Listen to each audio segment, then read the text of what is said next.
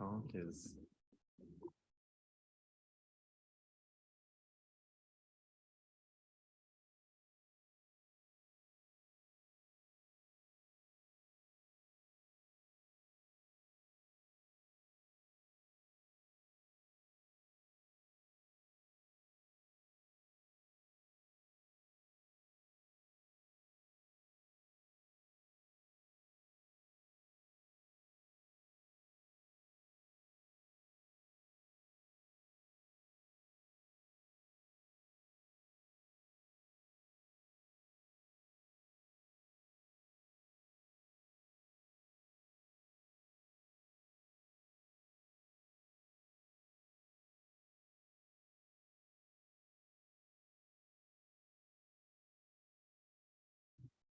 Test.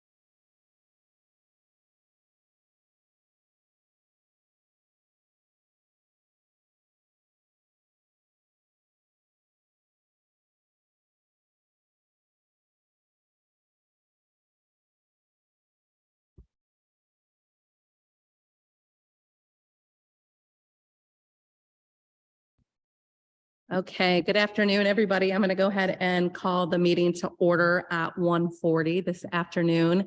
Thank you for your patience. I know we're running just a little bit behind our normal scheduled time. To go ahead and get started, I'm going to go ahead and do roll call with the commissioners first. Commissioner Dennis Monsager. Here. Commissioner Sam Quaker. Here. Commissioner Don DeCock. Commissioner Dr. Kit Ford. Commissioner Daniel Kennedy. Thank you. Okay, we're going to go ahead and move into those. Oh, Commissioner Holly White. I'm here. Sorry, I was looking at my list. I was like, that looks really short. Yeah, we were on the front page. That's why. Okay. Recognition of staff. If we could have anybody who is staff and ICRC interns, please stand, and we won't have to get your names or anything, but just to see who we have here. Wonderful. Thank you. If there is anybody here from the public, we would ask that you please rise.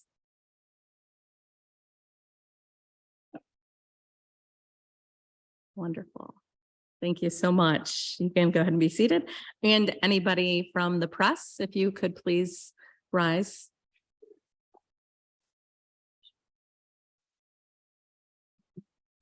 And I am going to go ahead and ask that if there are any elected officials, if you could please stand. Thank you all so much for being here today.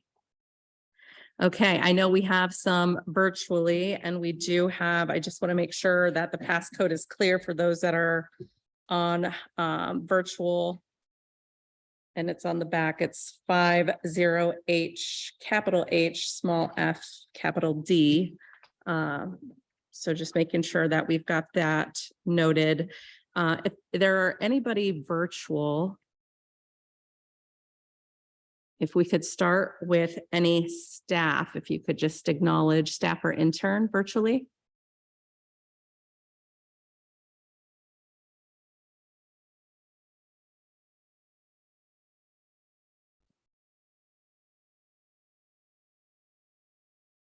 Charles, I'll just let you give me a thumbs up because I can't see that far. Thanks. Anybody virtual from the public, if you could just acknowledge that you're with the public at this time.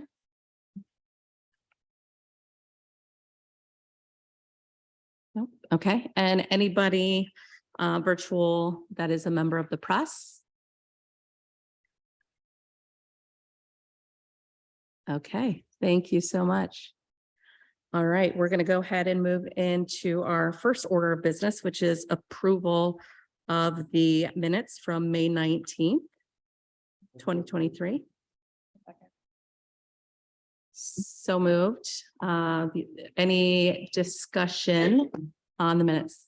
Yes, Commissioner. Yes, in paragraph Roman numeral 7, there's no indication that the motion was carried for temporary approval. Am I reading that wrong, or? We have a copy of temporary rules, but I don't believe the minutes reflect approval of the temporary rules. There's a motion to move the discussion to the June meeting. Can somebody help me with that?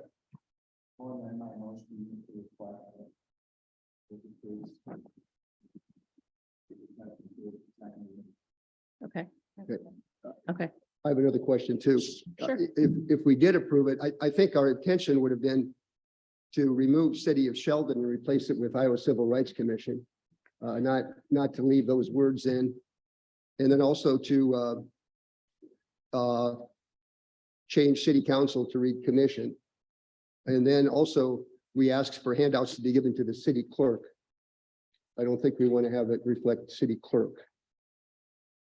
So I think we ought to correct those if that's a part of, that seems to be a part of the minutes. Yes. Yeah. Yeah. We can And have I'm not those. sure exactly who goes into the place of city clerk, but I don't think we want to deliver to the city clerk of Sheldon. Yeah.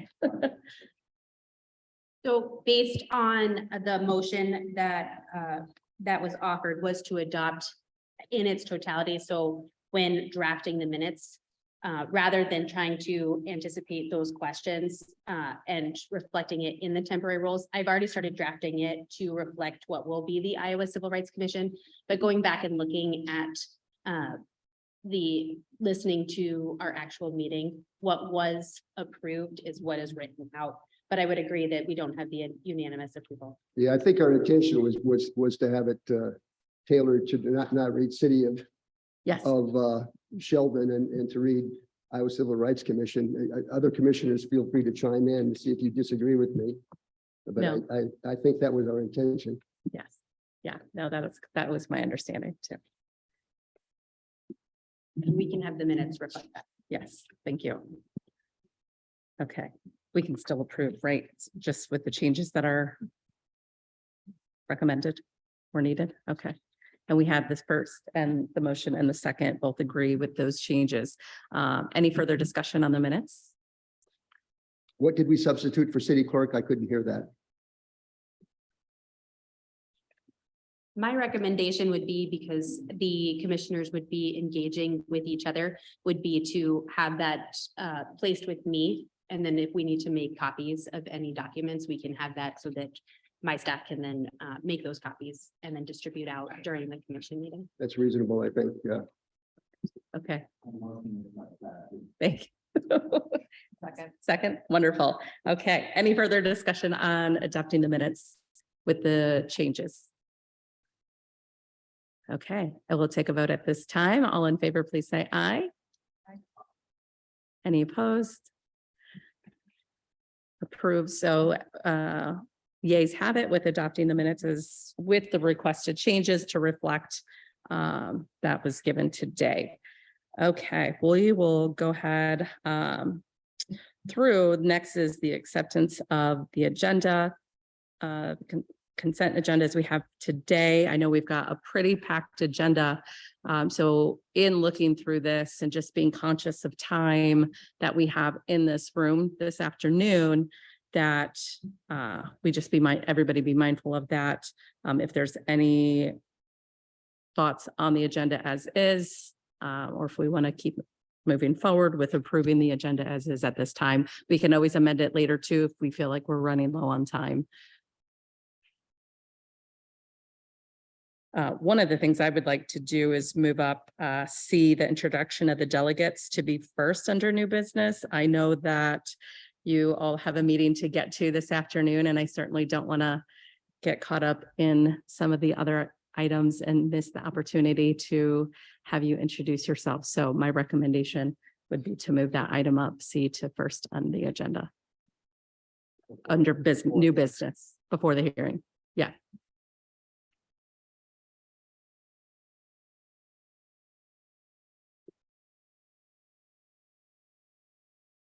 Any other thoughts on that? Do we?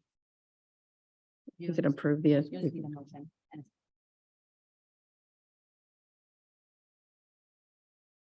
Any other changes recommended other than that one, moving it up, if we can get a motion and a second?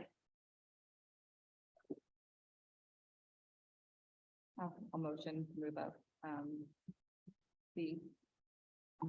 Second, second. Thank you. Any discussion on making that adjustment on the agenda this afternoon? All right, all in favor of the commissioners, please say aye. Any opposed? The ayes have it. We will go ahead and move C up on the agenda to have the introduction of the delegates that we have here today. So since we said before the hearing, with that being said, we'll go ahead and start with that this afternoon with the introduction of the delegates from the Human and Civil Rights for Marginalized Communities. I'll go ahead and pass it over to Executive Director. So yes, we had a wonderful lunch engagement this afternoon with a group of the international visitors from the leadership program. And I know that they stood earlier today, but if we could have each of you stand again. For those that are able.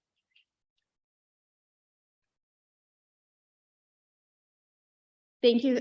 So they asked to come and be a part of, one was for our commission meeting, but also having an opportunity to meet with our leadership and ask questions about the work that we do here for Iowa civil rights. And do we have a spokesperson or anyone who would like to address the commission?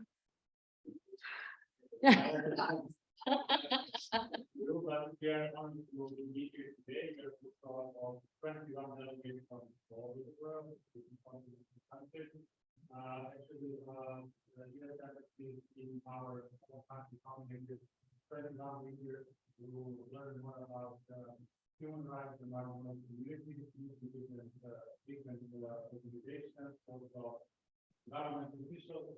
This is our third case. We all have been welcome to here, and we have quite an intention and also interesting set of meetings there. Then we go to Charlotte, North Carolina. Now we are in Iowa, and then we're meeting the rest of our group in New Mexico. The consultation of the services to the other department.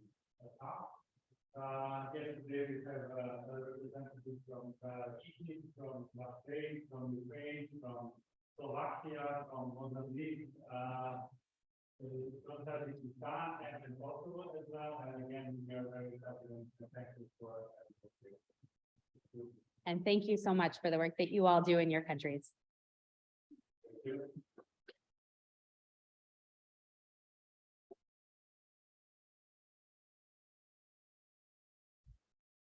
I just want to echo, thank you, what Executive Director stated, thanking you for all the work that you do. I know we were able to get a copy of a brief bio for each of you, and all doing amazing work and very appreciated, I'm sure, for all of those that you're serving in your respected countries and communities. So thank you. Okay, we are going to go ahead and move into the hearing this afternoon for Iowa Civil Rights Commission. With Christy McMillan versus Teresa Roby. We have time allotted for each party to speak this afternoon.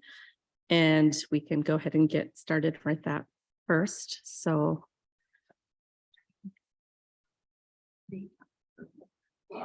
Okay, we'll go ahead and start with the counsel for Roby. You will have 10 minutes. Excuse me, Madam Chair.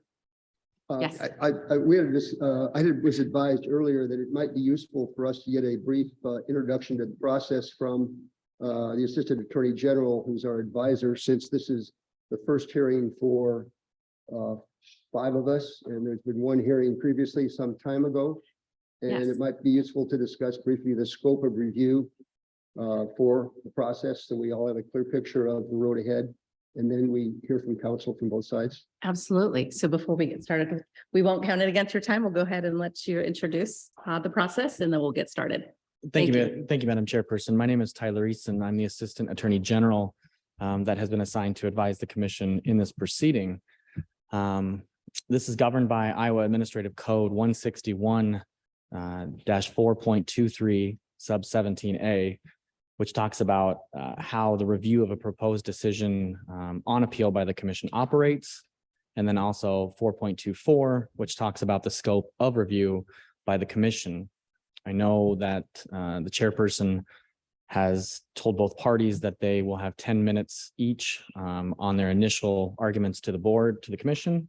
There's then time reserved for rebuttal. The chair has the discretion to extend any time necessary to allow the parties to complete their arguments or complete questions from individual commissioners. As for the scope of the argument and the questions posed by the commission, as I said, that's covered by 4.24. Basically, it is you are reviewing a proposed decision and you will consider only those issues that are actually presented to the presiding officer. And those issues needed to be preserved prior.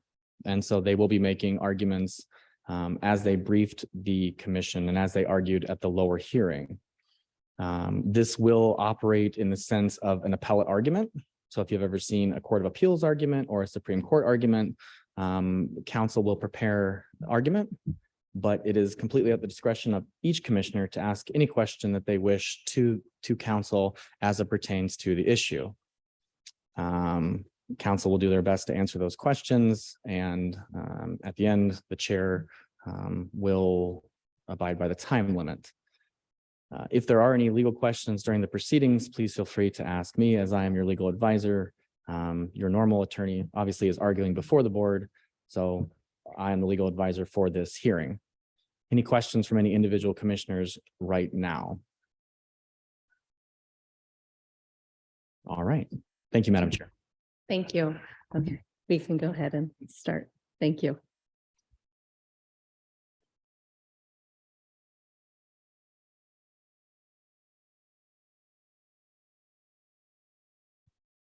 Afternoon, everyone.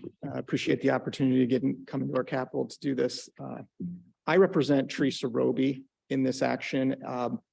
And I want to start off by, she was alleged to have violated a civil rights law relating to failure to make a reasonable accommodation for a disabled person, Ms. McMillan. And the second count related to a retaliation claim against my client. And I'd like to first address the allegation she failed to make a reasonable accommodation. And if you read the statute, I previously submitted a brief, appellant's brief, and then a supplemental brief to the commission.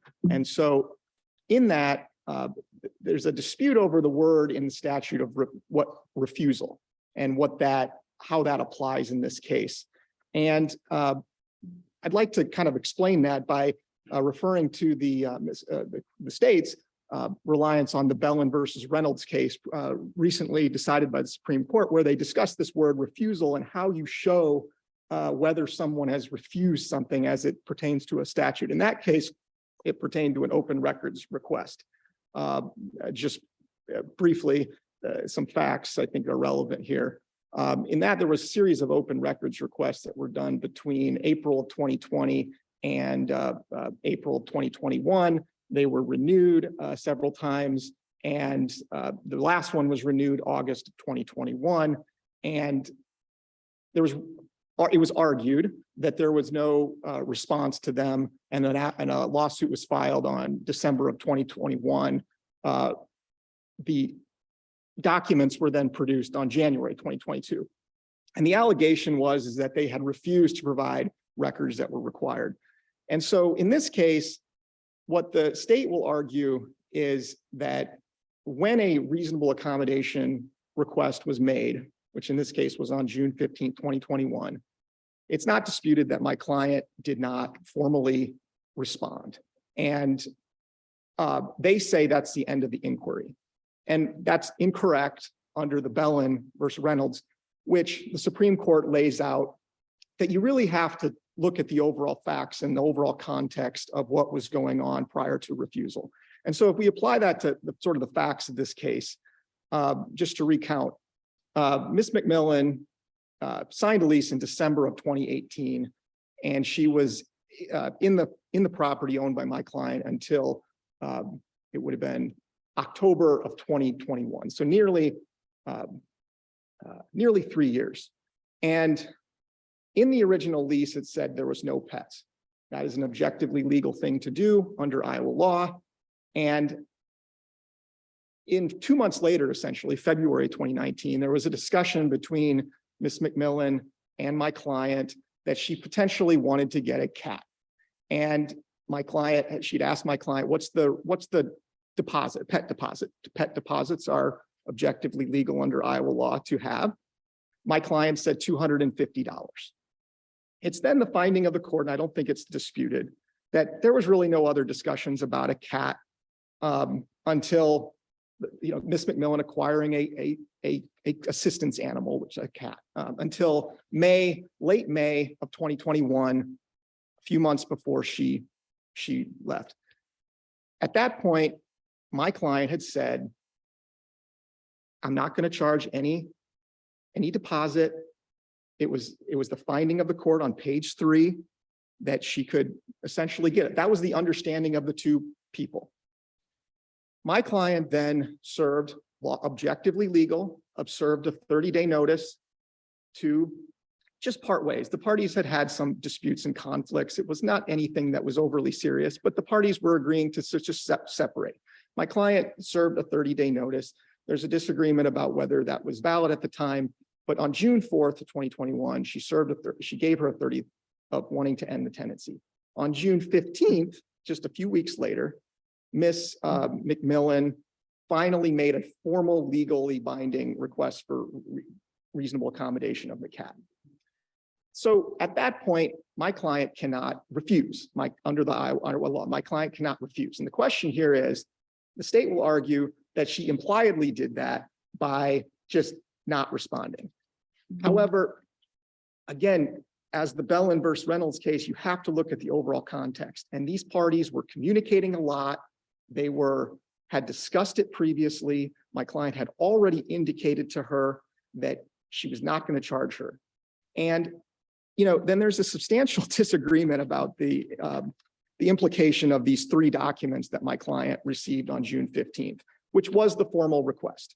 And the first document is said, quote, this letter is to formally notify you that I plan to get an assistance animal.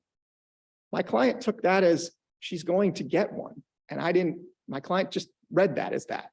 And then the second was a formal letter that was done by her counselor in April.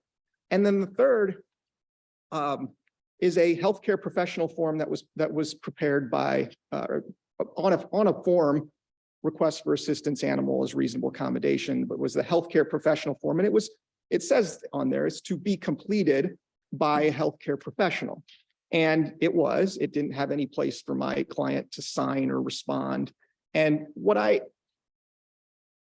the court had a dismissive attitude, and I think the state has adopted a dismissive attitude towards this. And I would urge you to look through these 3 documents and take a common sense approach of, if I were to receive this based on the prior conversations that I had had with someone, they knew, the Supreme Court has said there's got to be an unreasonableness here. There's got to almost be a bad faith component to constitute this showing of refusal that is required here. And again, when you look at the overall context of this, my client acted reasonably. We then, what you find in some of these other cases is there was, or in this case, there was no follow-up. There was no follow-up by Ms. McMillan, and they will argue that that wasn't legally required. But if you look at, for example, even in the Bellin case, there was multiple follow-ups. And then even in the Groom case that the administrative court relies on, there were follow-ups. And it made sense in this case, if Ms. McMillan was truly suffering the emotional distress that she claims that she was dealing with, that when they went to court on September 10th, and when she was represented by counsel, when they were resolving all of the issues at the end of her tenancy, that they would have brought this up. The record is clear and that she never even so much as brought it up again. And again, when you're assessing reasonableness here, you know, why would she not have done that, especially when she's having the kinds of, you know, emotional distress that she claims she's having. I think going forward, you know, and I think you have to look at when you're talking about this, this issue could have been resolved if, in addition to these 3 documents, there would have additionally been a form. If the state's going to take the position that it is almost a per se violation if you just don't respond, no matter the context, and that's the position they're taking. If they are going to take that, then they should have another form that you actually give to the landlord, which elicits a response from the landlord. I think that going forward, this case could have been completely resolved if there would have been something in response that my client could respond to. But I think if you look at the evidence here, if you look at the briefs, I think that, you know, I just don't think there's any sinister motive. There's nothing unreasonable that my client did. This is you know, they're talking about failure to engage in the deliberative process. That's not what the statute says. The statute says refusal. She didn't do it. They can't show that she did it. In terms of the other issues, the retaliation claim, I would argue this was a misunderstanding. October 13th to October 16th, Ms. McMillan got all of her remaining items out. This was not something my client denied her re-access to the home. It really seems to be a misunderstanding, and it's not warranting a violation of the civil rights statute. The third issue we deal with in the supplemental brief is the damage. Commissioner, do you have a question? I do. Yes. You can finish your sentence. Third issue is just the damages, and I would rely on my brief. I think that there's a disagreement about the quality of the foreseeability, the quality of what my client did and how that relates to any emotional distress. So I would be happy to take your question. So, Mr. Simons, on page 4 of your brief, 3rd paragraph down, it says, in fact, the administrative court found May 26, 2021 will be clarified that she would not require a pet deposit for the assistance animal. Can you add context to that? What were the texts before and what were the texts right after? So the context of it was that Ms. McMillan was having some guests over, and those guests were going to have some dogs. With respect to the dogs, my client was clear that she was going to require a pet deposit. Again, objectively legal, you can argue whether she should have done it, but objectively it was legal. What then they had a discussion about was that she was still planning to get a cat, an assistance cat. And my client in the text, Exhibit 2, says, I'm not requiring or something. Basically, my client says, I'm not requiring the deposit for the cat. She was clear about that, and the court finds that on page 3, as you say.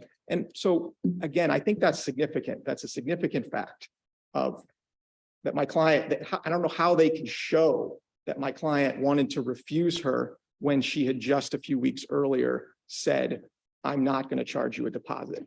And by the way, I mean, the deposit was $250. She was waiving that. And, you know, I think again, there's an attempt here to sort of make innuendo towards my client. And I think when you look at the objective things of, you know, having a month-to-month tenancy for this duration of time, my client is a compassionate woman, and I don't think that there's any, I just don't think there's any sinister motive, right? I don't think that her actions really constitute a violation of these laws and the intent for these laws. Then I have one more question, Mr. Simons, for now. On page 11 of your brief, second paragraph down, it says at the outset, it's worth noting ICRC's initial investigative report did not find probable cause to support allegations of housing discrimination. So I didn't find much reference to that other than that one paragraph. So are you able to add some context for me So on that? with respect to count 2, when these cases come into the when they come in, there's an investigation that's done, and then there's a probable cause finding. With respect to the retaliation claim, the original investigation found no probable cause. And so that claim was not done, but then the state still brought that claim. And so, I mean, that's what that's referring to is the original investigation, which I think is part of the record. Might be an exhibit either way. You didn't see it? Okay. I mean, I would ask if you want to, I can provide that to the commission. I wouldn't mind Yes. seeing it if that's allowed.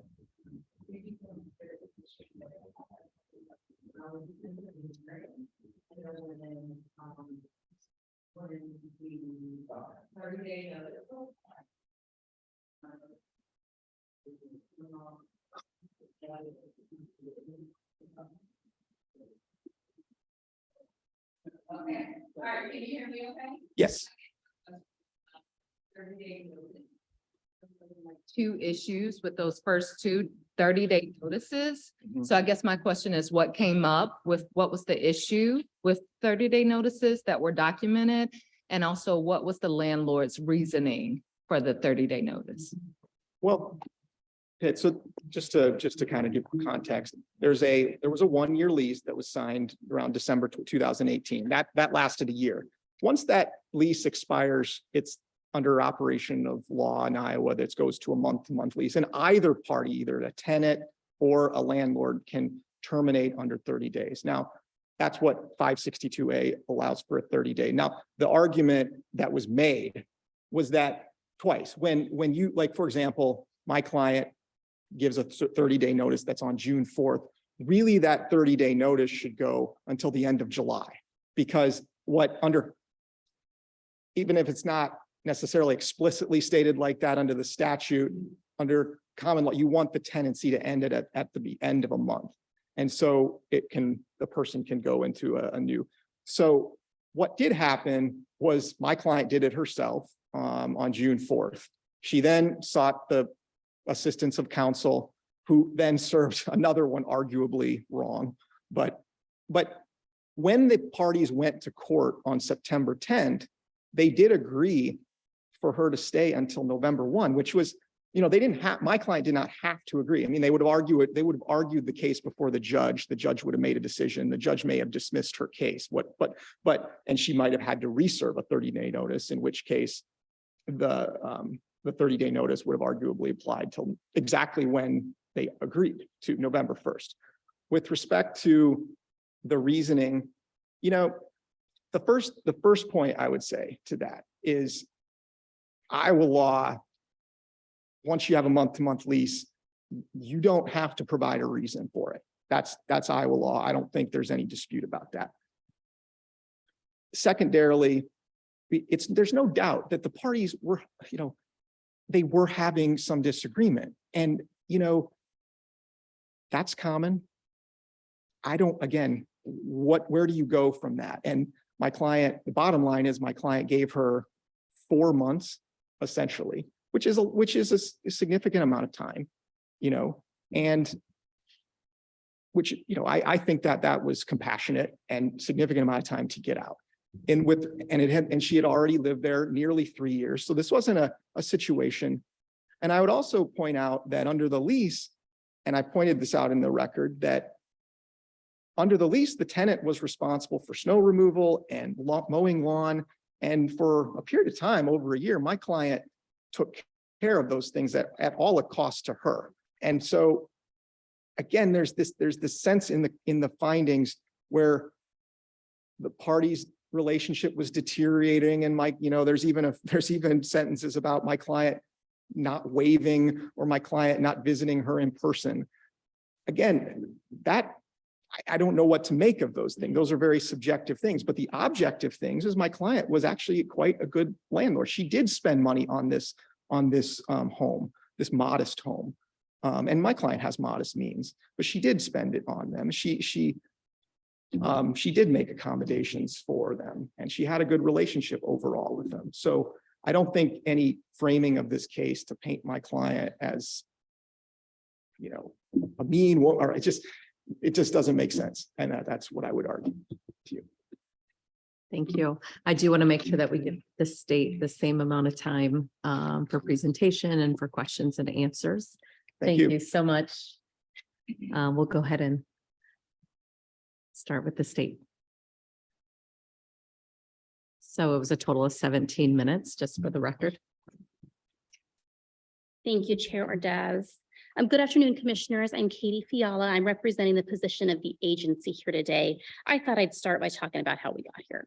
So this case was started when Christy McMillan filed a discrimination case with the Civil Rights Commission. At that time in her claim, she was alleging that one, Miss Roby had failed to waive a pet deposit for an assistance animal, and two, that Miss Roby had retaliated against her by terminating her tenancy because she requested that assistance animal. After that complaint was filed, the Civil Rights Commission did an investigation. The investigator collects evidence, they interview parties, they interview the witness. And after she did that, the investigator wrote a report and recommended to an administrative law judge that there was probable cause to believe discrimination had occurred.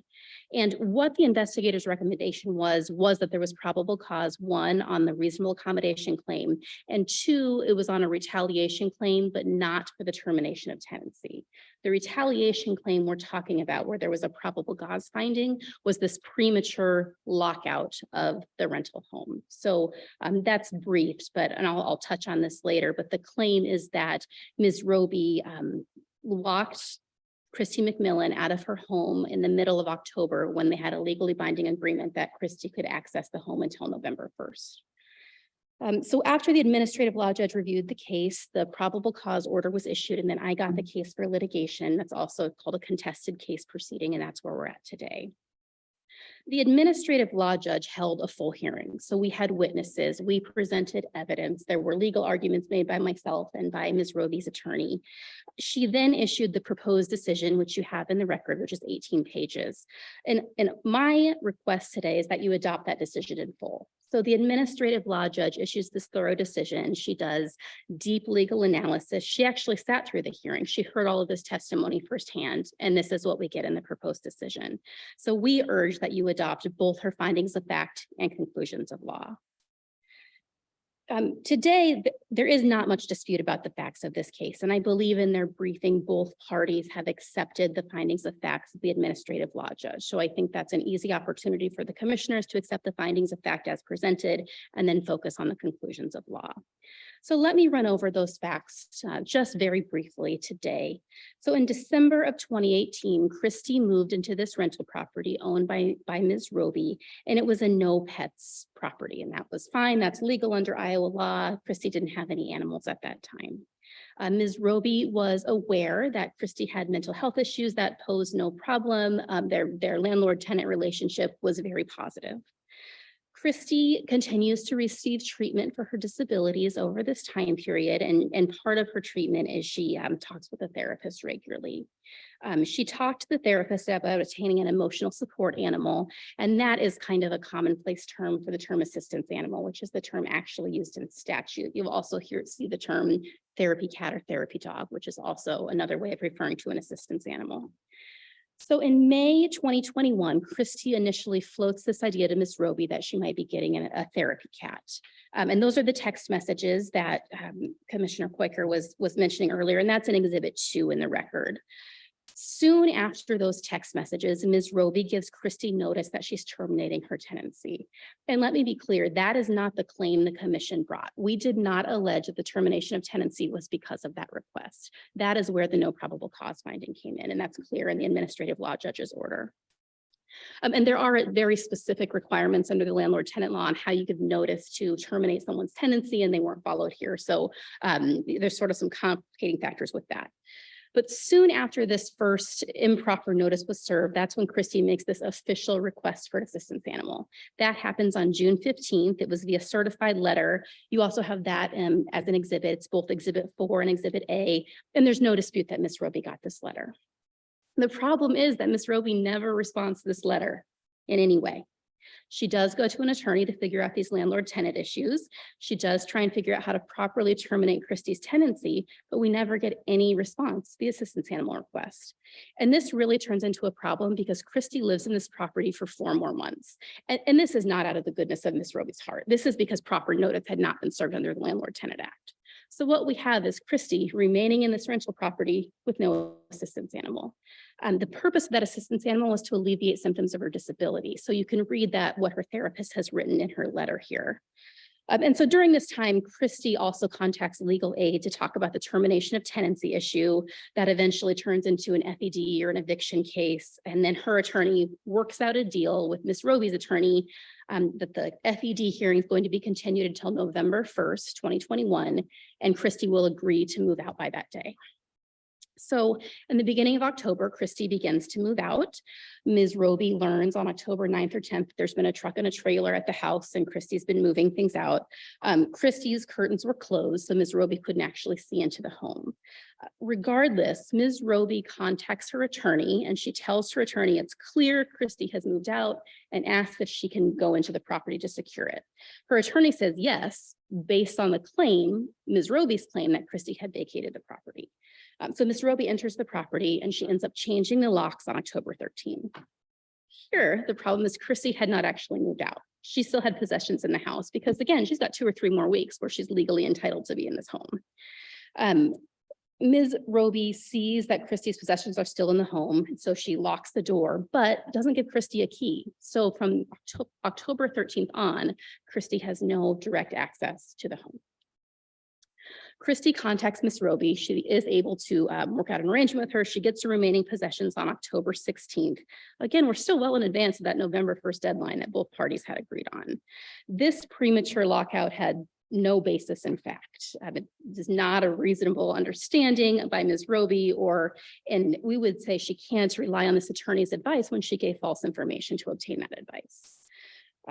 We successfully argued to the administrative law judge that the explanation for this was retaliation for the fact that Christie had filed a complaint with the Civil Rights Commission. So to turn to the arguments on appeal, it is undisputed that Ms. Roby did not respond in any way to Christie's request for reasonable accommodation.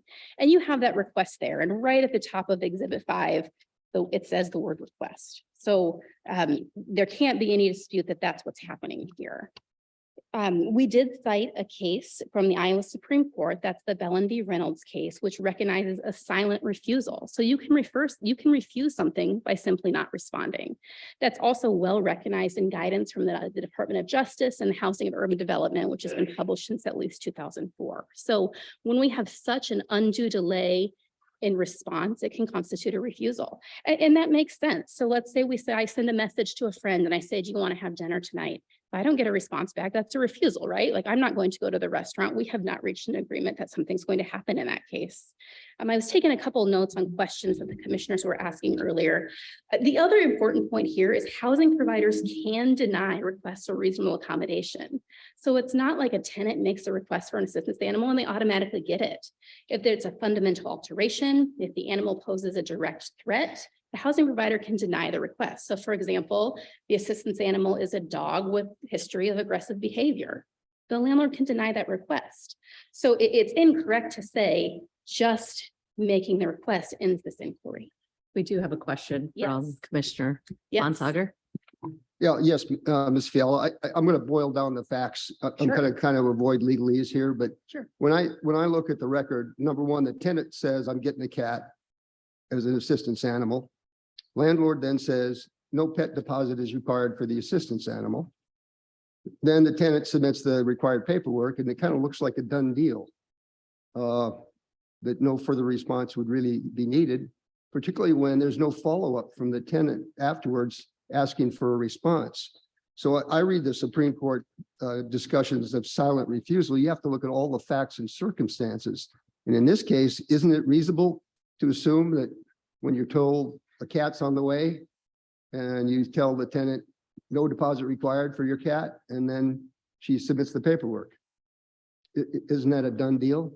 No, that is not how we read the text messages. So we get this sort of initial, I'm getting a cat there. It's kind of complicated by the fact that Christie's daughter's dogs are going to be visiting and there's some discussion about that and you can read the text messages. The problem is we have 120 days with no response. And that's what I think we need to look at here. So Christie's here from the middle of June until the middle of October. And she's in a circumstance where her landlord is actively trying to evict her from this property. So we have someone who is a person with mental health conditions. She's been prescribed an assistance animal, which she hasn't gotten because she's trying to follow the terms of her lease, which is a no pets lease requiring written approval for a pet.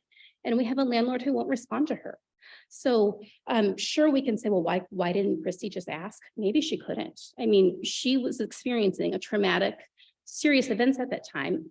And the duty at that time was on Ms. Roby. Christie made the request, followed in Ms. Roby's court, and she didn't reply in any way. It seems to me, though, we're ignoring all of the facts and circumstances because he's already told her in response to, I'm getting a cat, you don't need a deposit. And I would say that's a different issue, right? So under the Iowa Civil Rights Act, she's required to waive the deposit for an assistance animal. That still doesn't mean the assistance animal is approved. Let's say Christie gets that vicious dog who's attacked a child in the past. Of course, Ms. Roby doesn't have to allow that animal to the property. And there's been no permission given. I mean, the animal doesn't even exist at that point. So there is still valid back and forth communication that can happen between Christie and Ms. Roby. And that's what's entirely missing here is any engagement in the process. And I think the administrative law judge got it right. What Ms. Roby was focused on was getting Christie out of this property.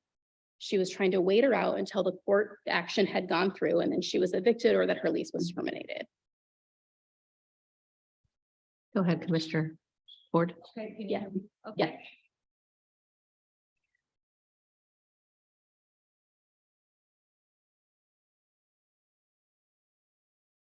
I know there was a date for November 1st, but I know there was also talk about the payment of rent for October.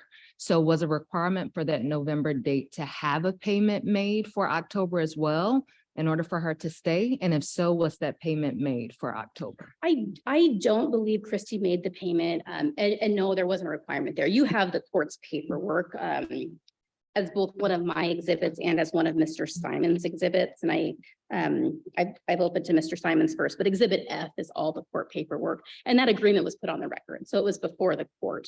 But no, the fact that if Christie did not pay October rent, it wasn't like Ms. Roby could immediately evict her from the property at that point without court intervention.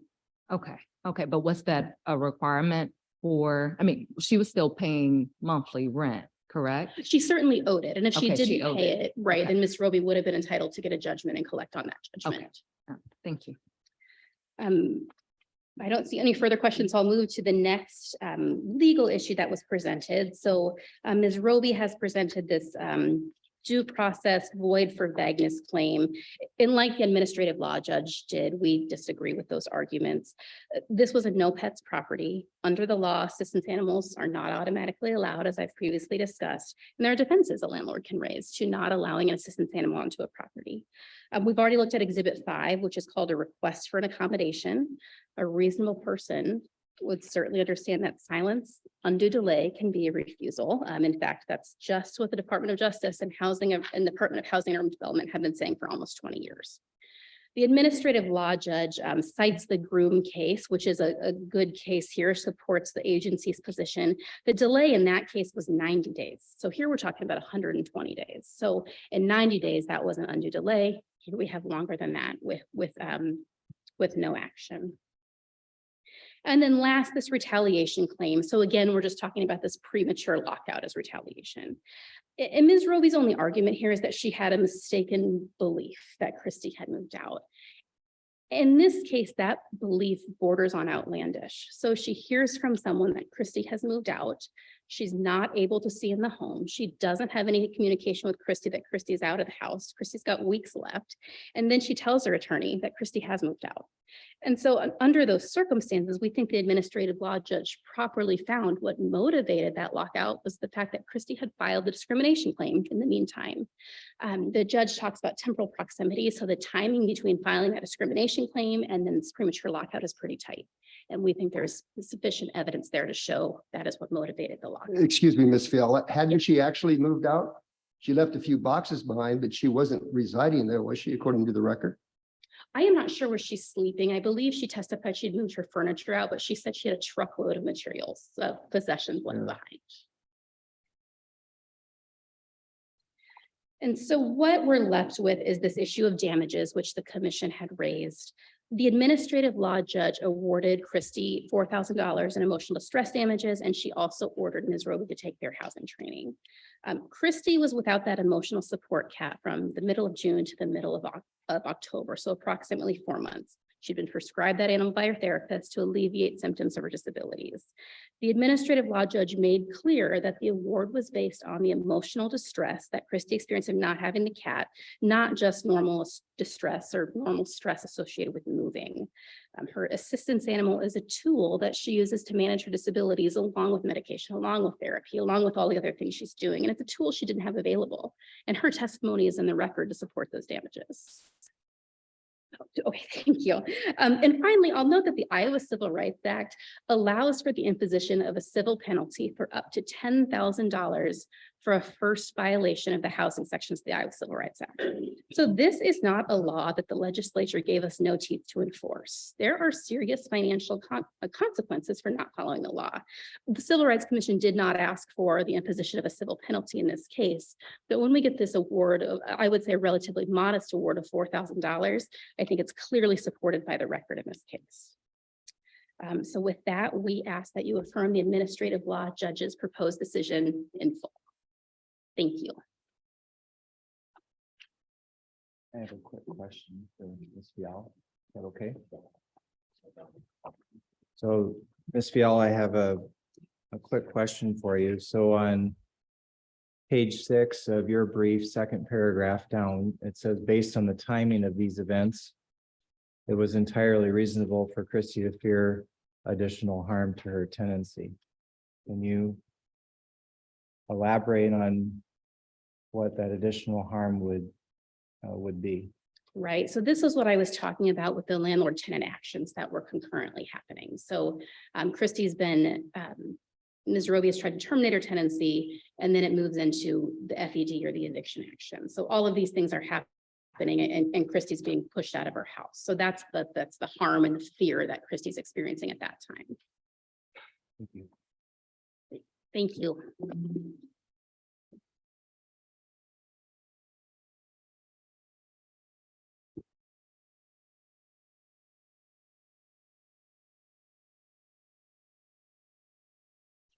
Okay, thank you so much. We will go ahead and move into the 5-minute time allotment for rebuttal, or if you want it, for representation of Ms. Roby.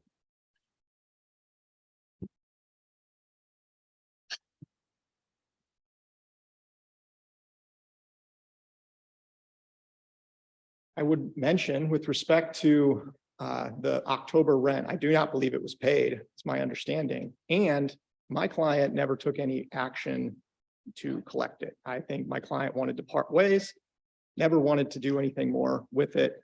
And that's what she did. I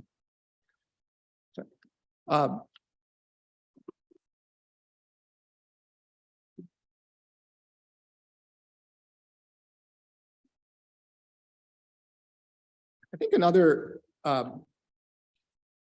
difference with this kind of case in relation to how normal a refusal would work, what the Supreme Court said is you can either refuse something by just expressing it clearly and stating it, or you can show it.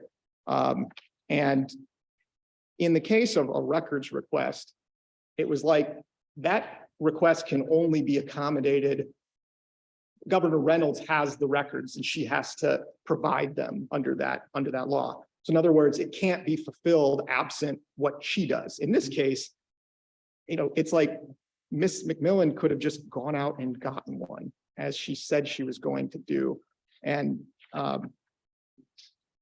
she just didn't. And again, if she had said she was going to do it, she'd been saying she was going to do it. 4 months goes by. I don't understand if you either get it or you follow up with someone. And that's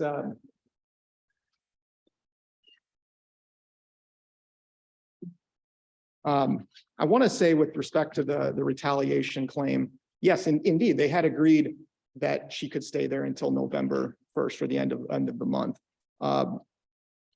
However, in these situations, if someone's moving out and abandoning the property, I don't think there's really any dispute that a landlord can come in.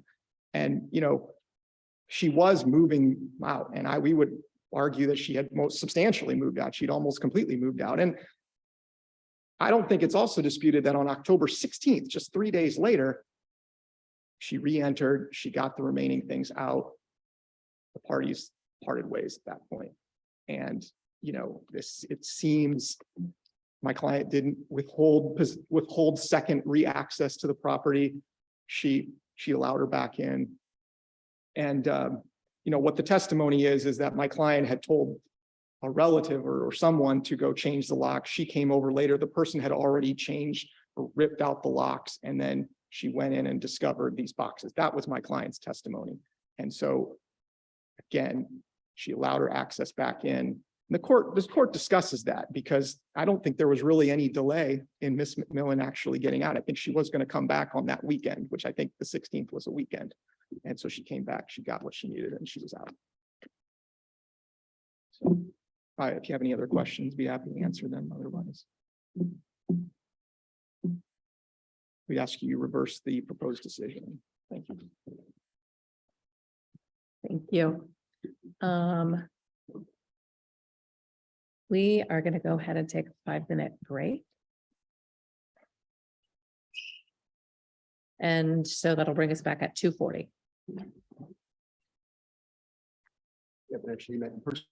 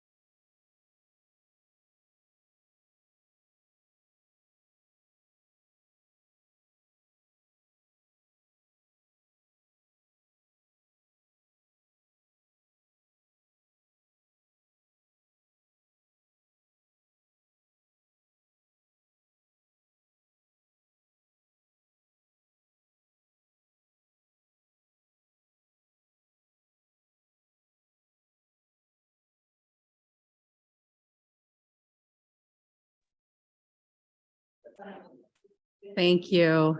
Thank you all, everybody, for the break. Yep, we'll go ahead and get started back at 2:44.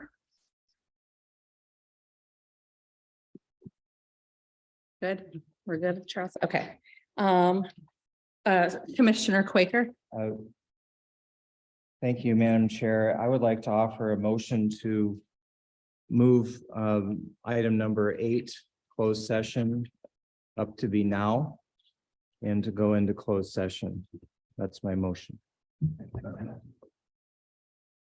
Okay, the motion has been moved to move our closed session on the agenda to now. Do we have any discussion from any commissioners? We'll go ahead and take a quick vote. All in favor of moving closed session to now? Perfect. Oh. Anything from public comment? Should we do public comment? Then go to closed session? Oh, that'd be fine. Just if there's anybody here that wanted to comment, they could comment. If they needed to.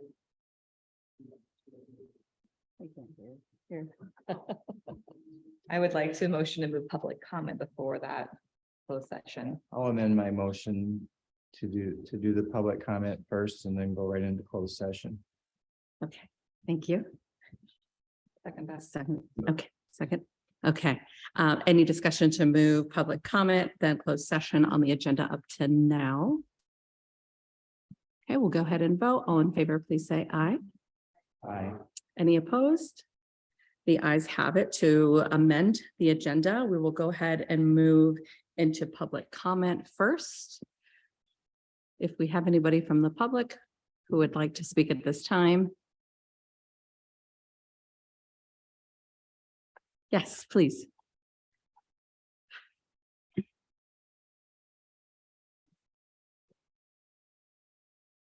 Hello, Jeff Shipley, Iowa House District 87. Figured I'd just make a comment because you so graciously moved it up in the meeting. Just want to congratulate the new executive director on your role and thank each one of the commissioners for your important work. It was great to see you guys in action today. So wishing you the best in your deliberations and thank you so much for the invitation to be with you today. Thank you. Do we have any other? Do we have any other public comment on virtual or here in the room? Not seeing any? Okay, thank you. We will go ahead and move to the next item on the agenda that we just amended to closed session. Closed session pursuant to Iowa Code 21.51C. A governmental body may hold a closed session only by affirmative public roll call vote of either 2/3 of the members of the body or all of the members present at the meeting. A governmental body may hold a closed session only to the extent a closed session is necessary, among other things, to discuss strategy with counsel in matters that are presently in litigation or where litigation is imminent, where its disclosures would be likely to prejudice, sorry about that, prejudice or disadvantage the position of the governmental body in that litigation. We'll go.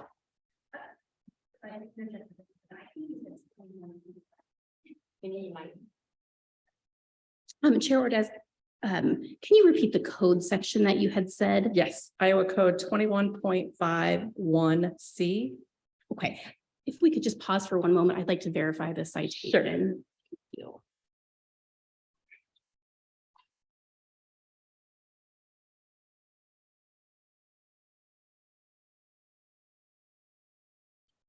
I'm sorry, it's written.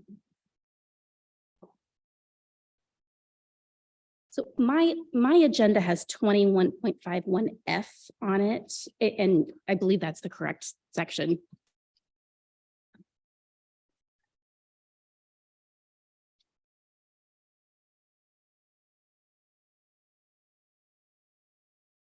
Okay, correction. Do I need to read the whole thing over or can I just correct the code?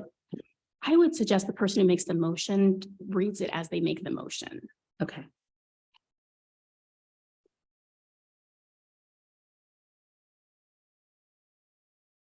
So we need a motion for closed session.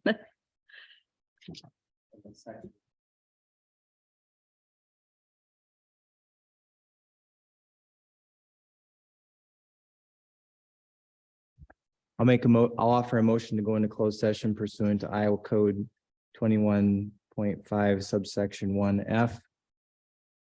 A governmental body may hold a closed session only by affirmative roll call vote of either 2/3 of the members of the body or all of the members present at the meeting. A governmental body may hold a closed session with or only to the extent a closed session is necessary, among other things, to discuss strategy with counsel and matters that are presently in litigation or where litigation is imminent, where its disclosure would likely prejudice or disadvantage the position of the governmental body in that litigation. That is my motion. Oh, and also Section F, to discuss the decision to be rendered in a contested case conducted according to the provisions of 17A. We have a motion and a second. We can just do vote, right, without discussion on that? Or do we need discussion? Any discussion? No, okay, we'll go ahead to move to vote, which we will do by roll call. Commissioner Holly White? Yes. Mine is a yes. Commissioner Dennis Monsager? Commissioner Sam Quaker? Aye. Closed session. To go into Yeah. closed session. Nope, closed session. Commissioner Don DeCock. Commissioner Dr. Kit Ford. And Commissioner Daniel Kennedy. So moved. We will go ahead and go into closed session. At this time, we would ask everybody else to leave the room until we are ready to come back to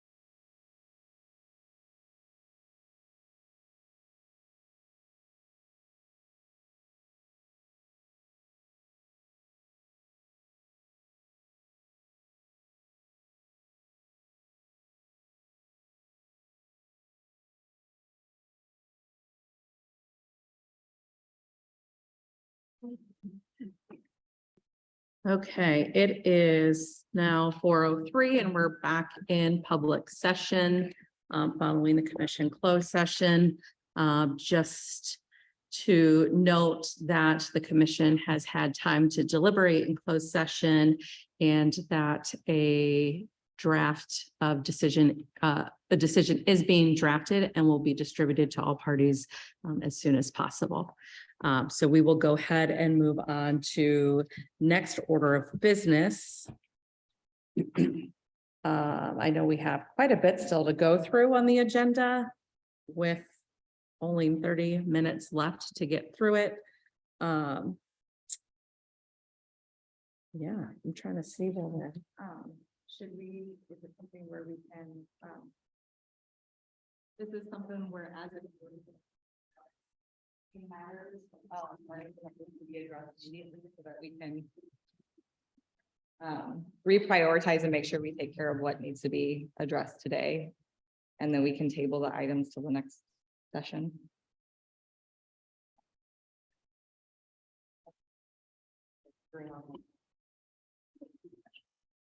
no, it's just because there was 3 on already and so I couldn't.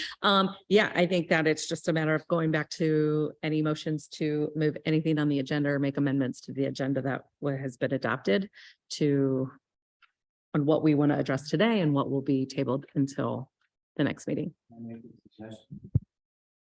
My suggestion would be to move this process forward is to skip all of the other items on new business, move into director's report and Katie's report, and the two of them are creative enough in their presentations to touch on A through G on the relevant items that they can squeeze into their updates. Can we do that? I think a motion just needs to be made that we, All right, I'm going to make a motion to move the rest of the new business items to the next meeting, and that we proceed with moving forward with the director's report and the rest of standing business. thank you. So the motion has been made and seconded. Any discussion about not going through the rest of new business and just doing standing business today? All right, we'll take a quick vote. All in favor? Any opposed? Okay, the ayes have it. So moved. We will go ahead and move straight to standing business for the remainder of this meeting. Thank you, Chairwoman. Katie, I just want to confirm with you, do you have any updates? And if so, maybe you might want to go first if you have any. Not really. I have no new case law to share since our last meeting. A litigation update. We have a very busy summer. We have 2 cases set for jury trial, one in July, one in August, and we also have a public hearing coming up in July. So I have warned staff my responses may be a little bit slower this summer, but we'll bring those results once we have them. I figured Katie was going to be a little shorter than me. All right, so starting down in the director's report, and I will do my best, Commissioner Quaker, to address some of the new business items as I can get to them. So as standing business, I think we're going to continue to include information about the Dial merger. So that is moving the ICRC as an attached unit that will occur July 1st. So some of the discussions that we've been currently having as we prepare for this July 1st alignment for all, so this is statewide, but how it directly affects us is as an attached unit. So we are getting the benefits of which will become Dial in certain areas. So one of those areas is budget. They will be assisting us in regards to accounting and budgeting for the year. Because of Dial taking, or which will be Dial taking on numerous other departments in the realignment, they have requested that we continue with a contract with DAS.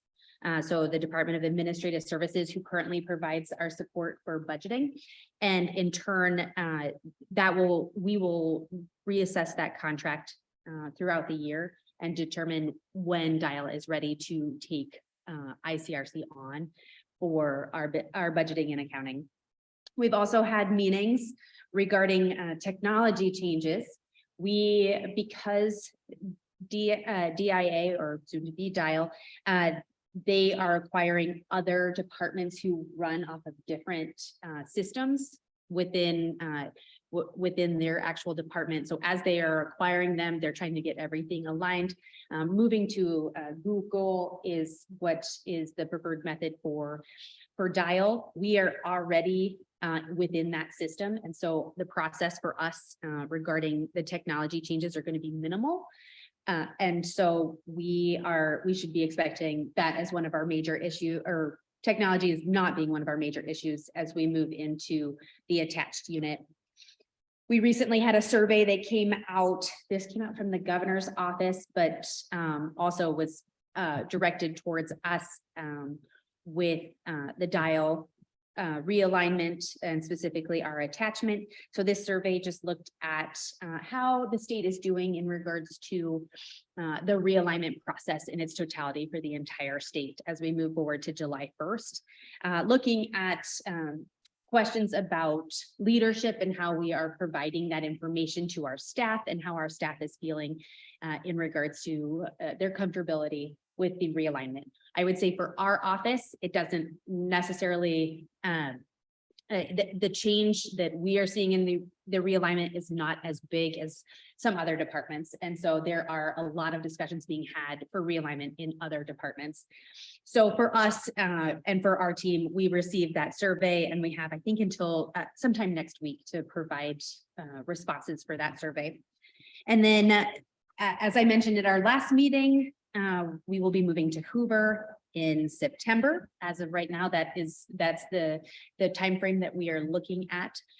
We do see that we're keeping in mind some of our current situation and how we are accessible to the public. We want to make sure that we are continuing to provide those exact same services in a different location. And so we are in discussions right now with DIA in regards to how our movement process and floor location, how that will look for the services that we provide to Iowans.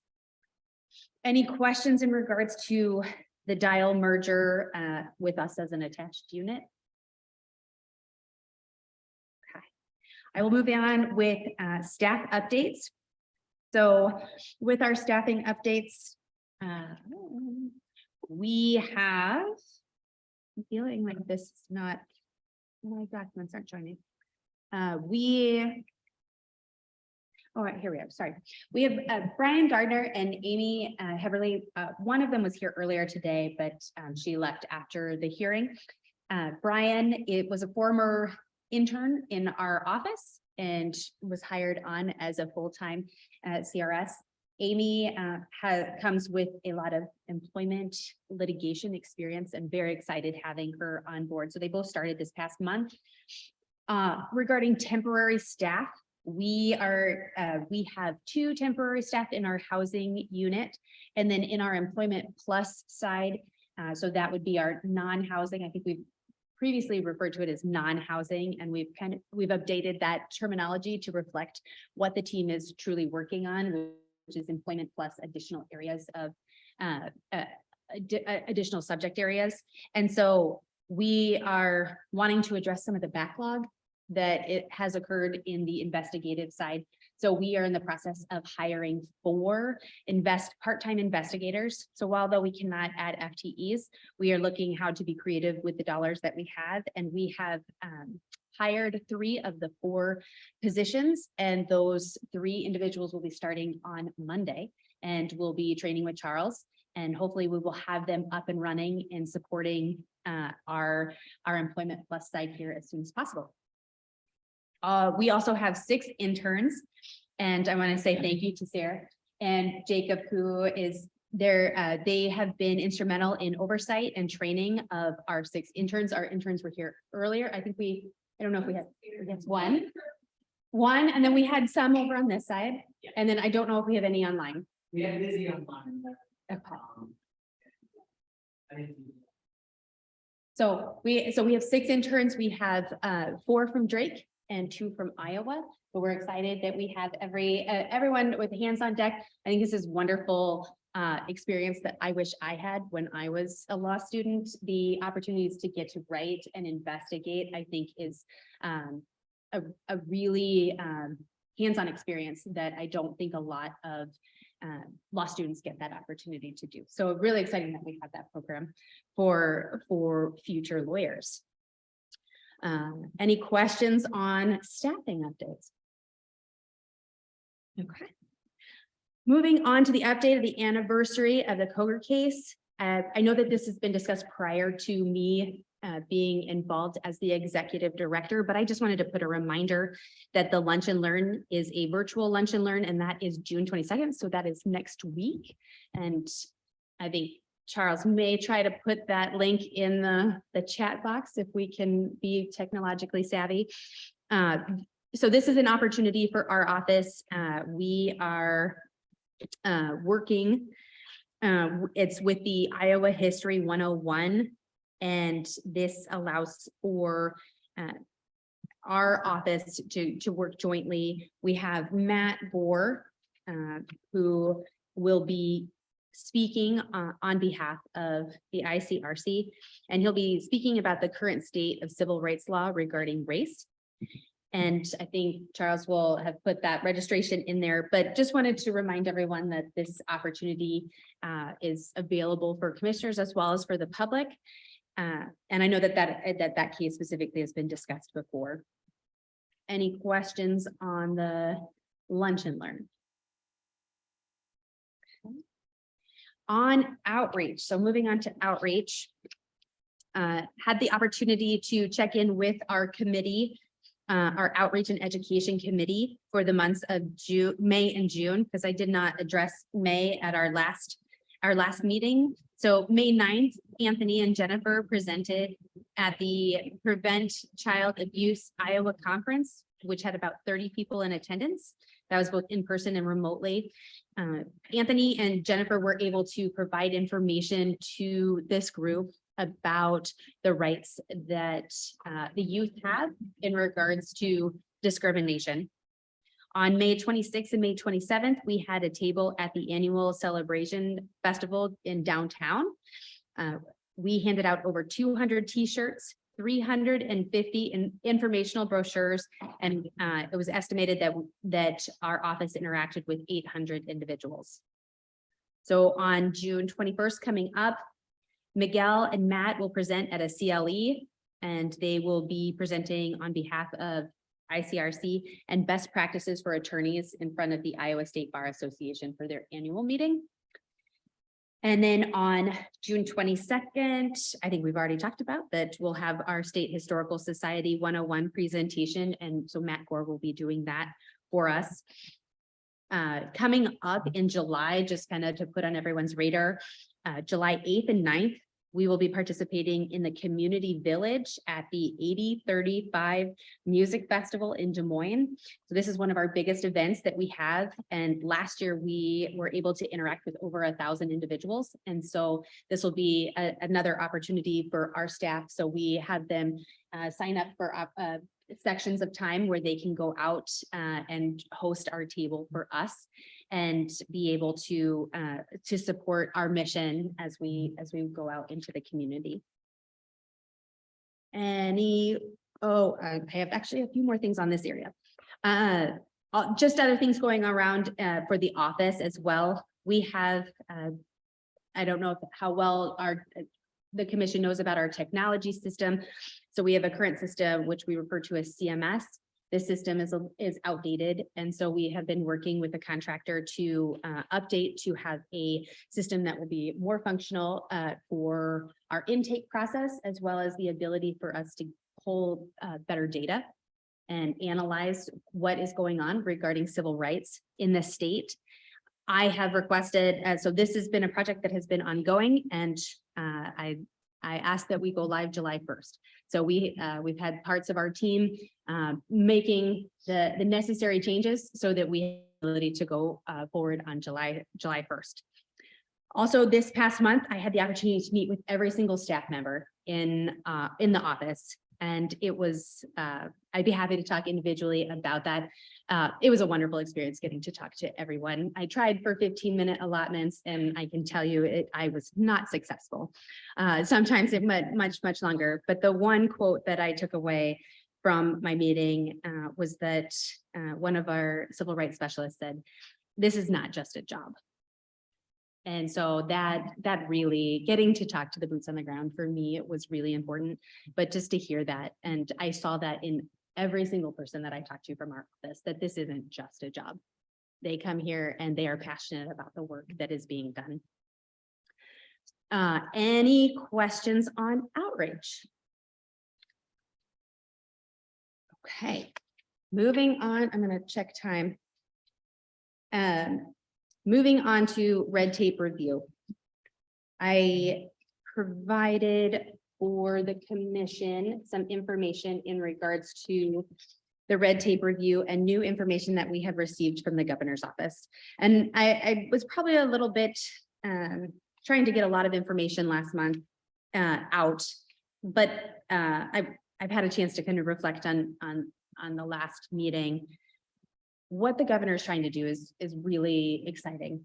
Executive Order 10 is something that is very necessary in regards to the rules that we currently have within the state. I've already been through a similar process in Nebraska, and I don't think I've maybe explained the importance of the work. I know that for those of us who are doing the actual red tape review, it is a slog. It is tough work, but it's important work.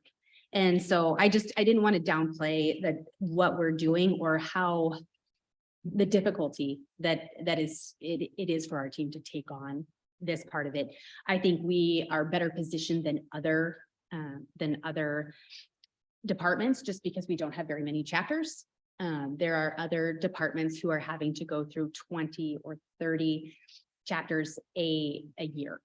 So just know that I've already gotten to see some of the proposals from our team, our committee for the red tape review. And I'm really excited at how much they're able to clean up the rules and make them clearer, which is, I think, a big part of making sure that those that engage with our statute and those that engage with our rulemaking or our rule process, that they can clearly understand what the expectations are, whether they're pro se as a complainant, pro se as a respondent, whether it's counsel. I just wanted to commend our team who is currently working on that. That being said, we did get some additional information from the governor's office in regards to EO10. So this is this one-page document, the red tape review outline of process for those who might are following along with me. This document is, and this was at my request to the governor's office, which was trying to make sure we understood the exact steps for EO10. And this is exactly what we are having to do. So where we are, and I know that there was a request at our last meeting to kind of give a framework of how long everything is expected to be. We were able to see a different department who is also who has some rule change or EO10 requirements this year. And their timelines were, I would say, interesting in that it's reflected in this document. I think we are definitely, our team is trying really hard to push as fast as we can to alleviate the moratorium so we can start having discussions about substantive changes, but we have to get through this process first. And what I'm currently working on is the rule report.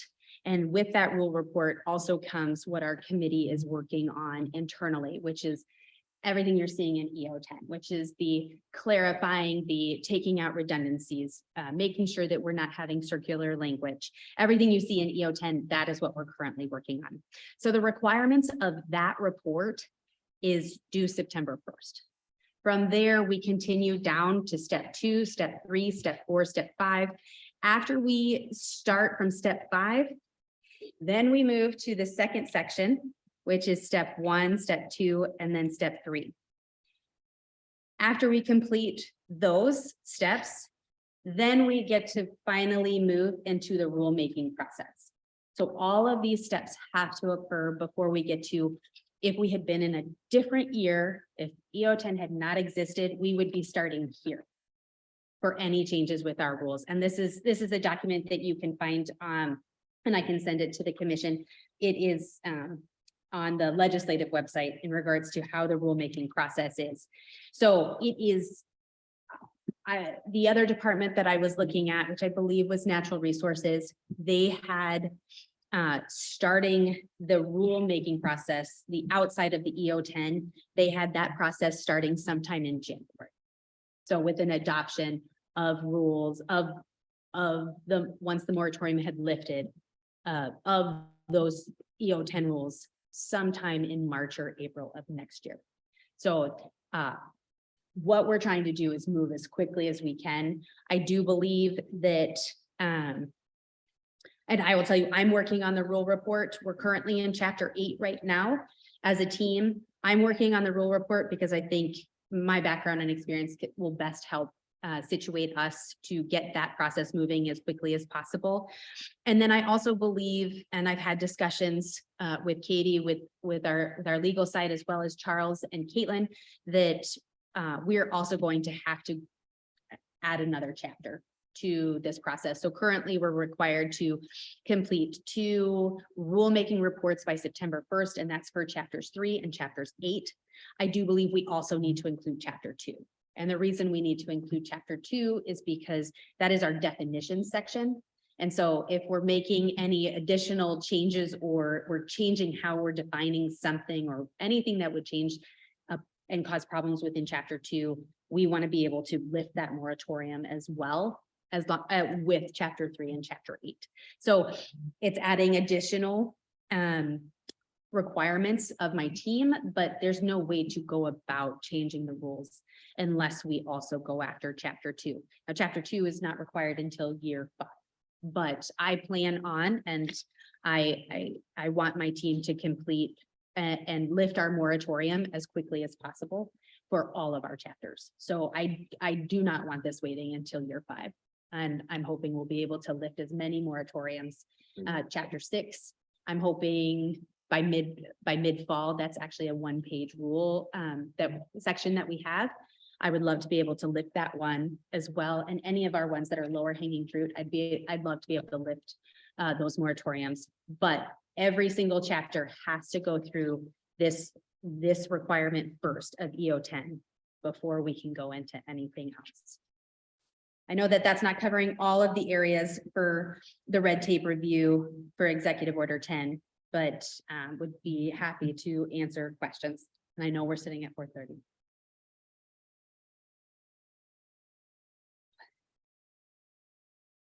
Can I give 2 more quick updates?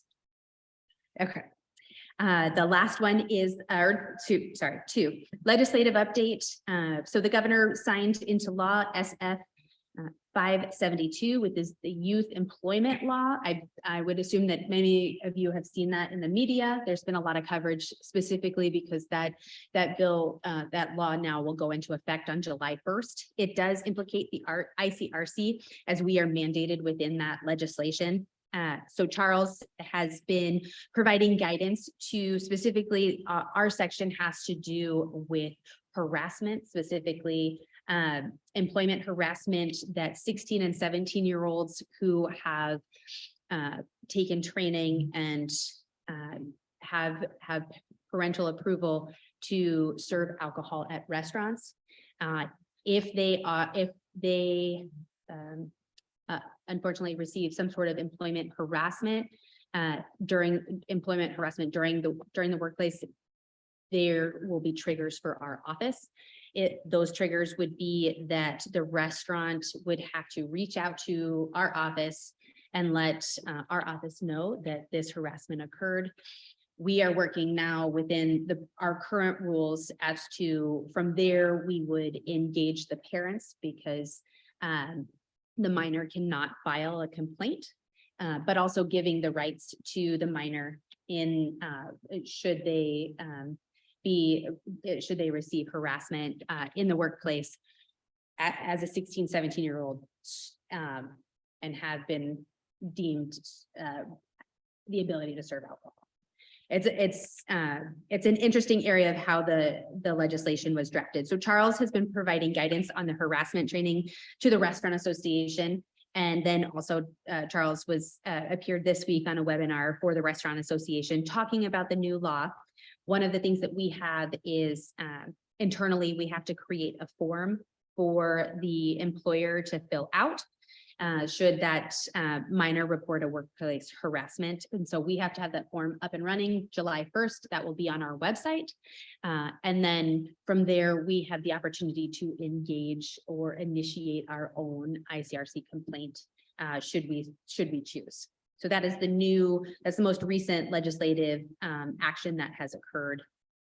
Any questions on the legislative side? All right, last one is our federal contract update, and I hope to expand on this next month with additional data. This is where we're at for not 60 days yet in my position. So our HUD contract, we are currently at 119, maybe possibly 120 cases by the end of today.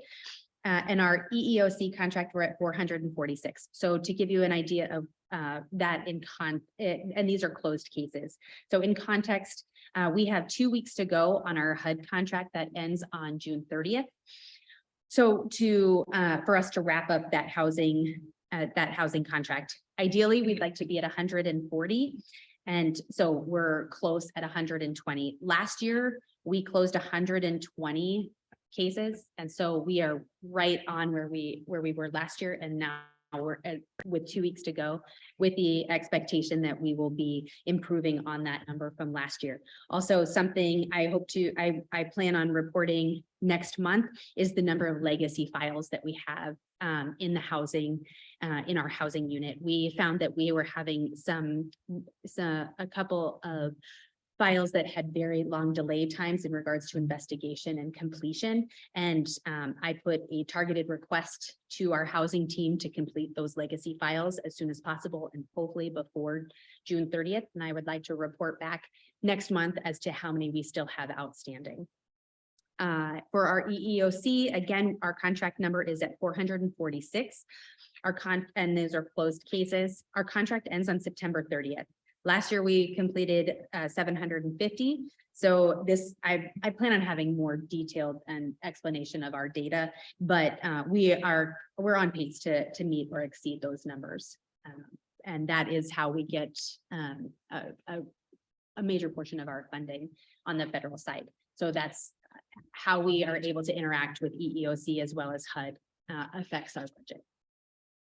And that is all of the updates. If there's any other questions, we'd be happy to answer. Thank you so much. I know that it is now 4:30. I know Commissioner White, you have to scoot out of here.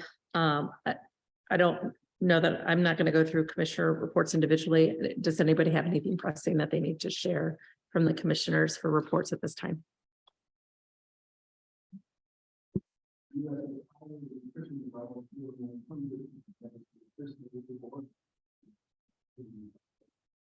Awesome.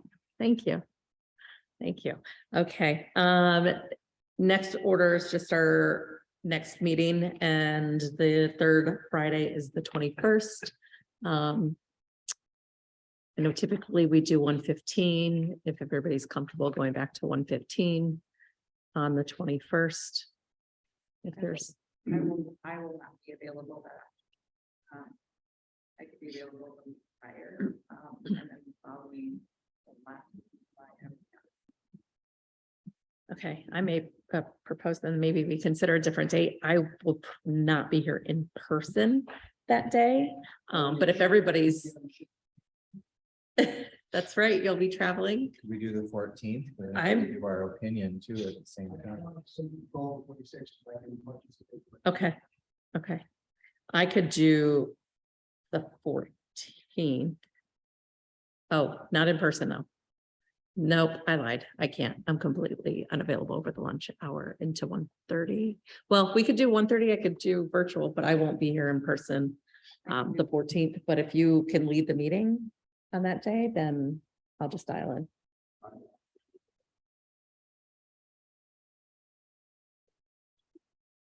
Okay, okay.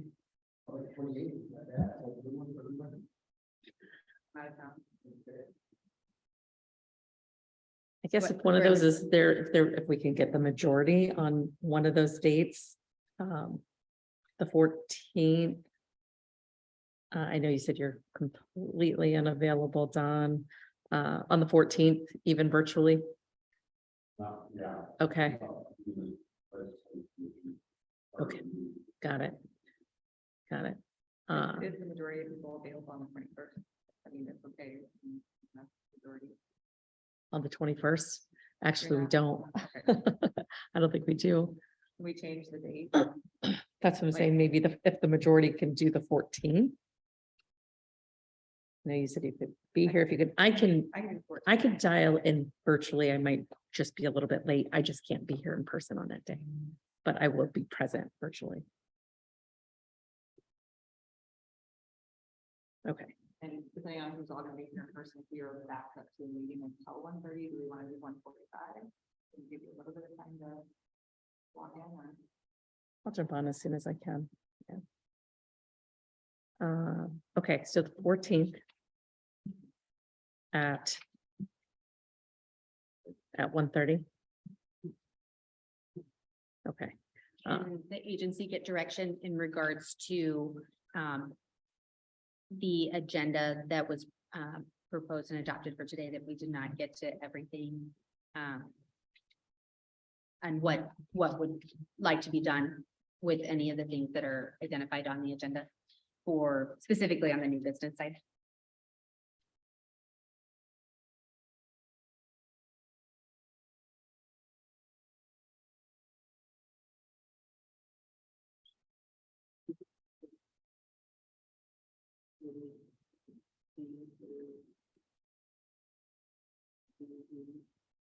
I'd say A2, yeah, I was gonna say A.